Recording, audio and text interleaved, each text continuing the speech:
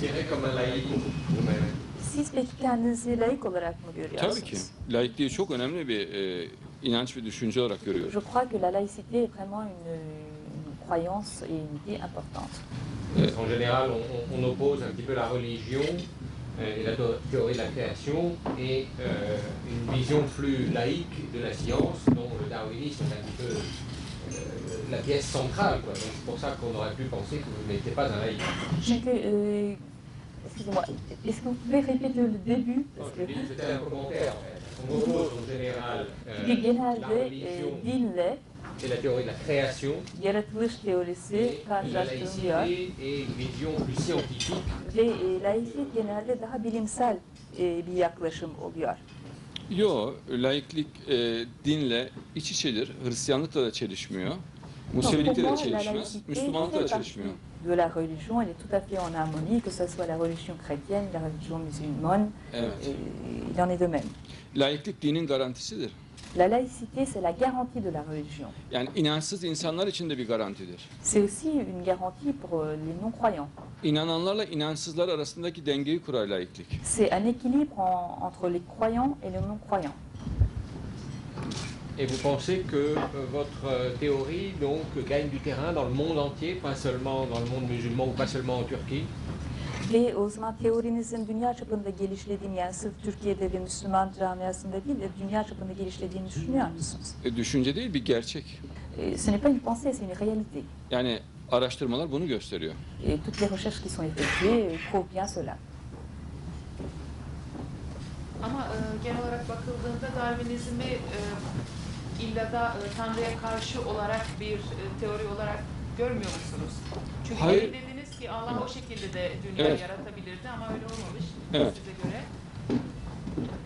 Biraz daha açar mısınız? Ben gerçeği araştırıyorum. Gerçekten de Allah o şekilde yaratabilirdi ama o şekilde yaratılmadığını görüyoruz. Moi, je recherche la réalité. C'est vrai que Dieu aurait pu nous créer comme l'esprit de Dieu. Milyonlarca fosil yaratılışı gösteriyor. Et il y a des milliers de fossiles qui montrent qui sont la preuve de la création. Eğer evrim doğru olsaydı milyonlarca ara fosil olması gerekirdi. Si, si l'évolution était juste, il y aurait dû y avoir des milliers de fossiles intermédiaires. Darwinizm çok usta bir propagandayla bütün dünyayı ikna etmiş şu ana C'est kadar. vrai que jusqu'à présent, le darwinisme a su convaincre le monde entier en utilisant de bonnes pratiques. İnsanlar şaşkınlık ve hayret içinde uyanıyorlar ve bu öyle bir teoriye nasıl inandıklarına kendileri de şaşıyorlar sonra. Et toute l'humanité se réveille aujourd'hui en se disant comment est-ce qu'on a pu croire en une telle théorie. Şu an Türkiye'de Darwinizmi savunan bilim adamı, profesör sayısı parmakla sayılacak kadar düştü. Aujourd'hui, quand on regarde les universités, le nombre des professeurs qui croient encore en le darwinisme a tellement diminué qu'on peut les compter des doigts. Eskiden üniversitelerde hakim düşünceydi bu. Mais auparavant, c'était vraiment le darwinisme qui était important dans les universités. Vous pensez qu'aujourd'hui, la Turquie est prête à renoncer officiellement, disons le ministère de l'Éducation, par exemple, à renoncer officiellement à la théorie du darwinisme et d'autres pays peut-être en Europe? Peki şu an Türkiye'de Milli Eğitim Bakanlığı açısından resmi olarak Darwinizmi reddetme gibi bir durum söz konusu olabilir mi? Veya dünyada böyle bir şey söz konusu olabilir mi sizce? Fikirlerin reddedilmesi doğru değil. Darwinizmin ben okullarda, üniversitelerde okutulmasını istiyorum. Ce ne serait pas juste de renier l'idée. Moi, je suis pour que le darwinisme soit, on donne cette formation dans les écoles. Ama verilen cevabın da okutulmasını istiyorum. Mais il faudrait aussi leur donner la réponse des questions.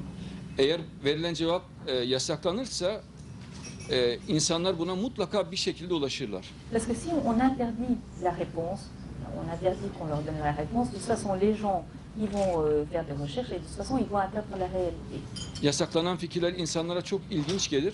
Parce que les pensées que justement on interdit aux personnes, c'est toujours très intéressant. Ve mutlaka ulaşırlar Et gerçeğe. ils font toujours les recherches nécessaires pour pouvoir l'atteindre. Yasaklama bir çözüm değil. Et donc l'interdiction, ce n'est pas une solution. En güzeli fikir özgürlüğü. Le mieux, c'est la liberté d'expression.